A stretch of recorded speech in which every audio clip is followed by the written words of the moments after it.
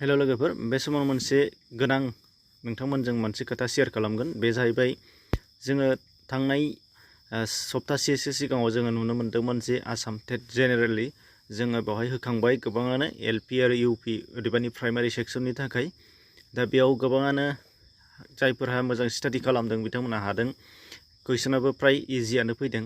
बेनिफ्राय गोबाङानो माखासेया गाज्रिबो जादों जानो हागौ, नाथाय अदेबानि एग्जामानोखा, मोजां आरो गाज्रि फारनैथिंबो थाखायोखा। दा बेखिनि समावनो फारसेथिंजाय कासारथिंजायनिफ्राय मोनसे एलपि सेक्सननिफ्राय एग्जामिनारनिफ्रायनो मोनसे जिहेथु कुइसन पेपार लिक जादों। दा बेखौ अखानायै नुदों आरो बिथांमोननि बेनिफ्राय लानानैनो गोबाङानो दोहौ जादोंमोन। अदेबानि बेखौ ओरै आपार आसाम आरो लवार आसाम बिथिंजाय जोङो नुनो मोननाय जायाखै होननानै जों नुनो मोन्दों खौरांफोराव। दा जेखियानो जाया मानो, दा बेजों लोब्बा लाखिनानैनो गोबांनि गोसोआवनो दुरबलथाबो दंफैसै एबा गोसोआव गोजोननाय मोनाखै जे जोंहा मा जानो हागौ, बेबादि जोंनाव साननाय दंगासिनो दङ।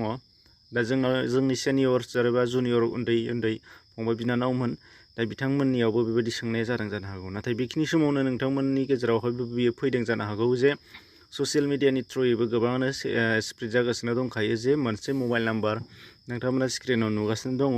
दा बे मबाइल नाम्बारजों वाट्सएपआव मेसेज खालामहरो आरो बिथांमोना बुंहरो जे जुदि नोंथाङा टेट एग्जामाव जुदि रिजाल्ट होनायाव फेल मोनोबा नोंथाङा नोंथांनि स्करखौ माने आपडेट खालामनो थाखाय, माने फेल जादोंबा पास जाहोनो थाखाय आरो बेखौनो थोंजोङै बुंनाय जादों। बियो पास जानो थाखाय रायज्लायहर, सोंहर आरो बिनि उनावहाय नै गाहायनि लिंकजों थांनानै फैसा पेमेन्ट खालाम होननानै बुंहरगासिनो दङ। दा बेखौनो बुंहरगोन, नोंथांमोनखौ खावलायहरगोन, बेखौ नोंथांमोनहा गोरोन्थियावबो खालामनो नाङा। बियो मोनसे जाल एबा जेसो सागासिनो दङ। बियो सोर बियो हायोबा बेखौ केससो होनांगौ बे नाम्बारखौ लानानै जोङो।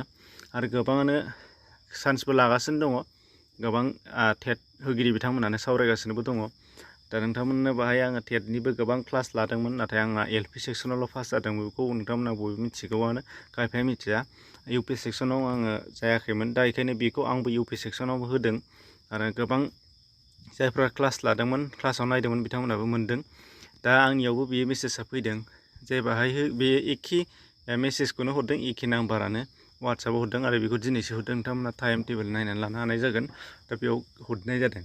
दा बेखायनो नोंथांमोना गोरोन्थिबो बेखौ एप्लाइ दा खालाम, मानो होनबा बिनि लिंकआव थुनाय लोगो लोगो बिथांमोना बुंगोन, रल नाम्बार माबा माबि सोंगोन, नोंनि गासै डिटेल्स नोंनाव सोंगोन। जुदि नोंथांमोनहा रल नाम्बार एरि गासैखौबो बिथांनो जुदि आपडेट होयोबा नोंथांनि जोबोद गिदिर माबा मोनसे लस जानो हागौ आरो होनबा जेबायदि टेट एग्जाम, बेयो जोङो माबा मोनसे सोरनिबा आखायाव थाया बियो, आरो बेखौ ससियेल मिडियानि थ्रुयै बेबायदि स्प्रेड खालामनो हाया। बेखायनो गोबाङानो बुजिखागौ 80%, नाथाय 20% जोंनि उन्दै फंबाय बिनानावमोना जायफ्रा दासो होगोन एबा देग्लायसो होदों, बिथांमोना बेखौ हमस्लाबनो हायाबो जानो हागौ। बेखायनो नोंथांमोनखौ रिकुवेस्ट खालामदों जे बे मोनसे गिदिर जेनिफ्राय बारग'नो नाजा आरो बेखौ एप्लाइ दा खालाम। बास बेखिनि एसेनोसै, गोजोन्थों।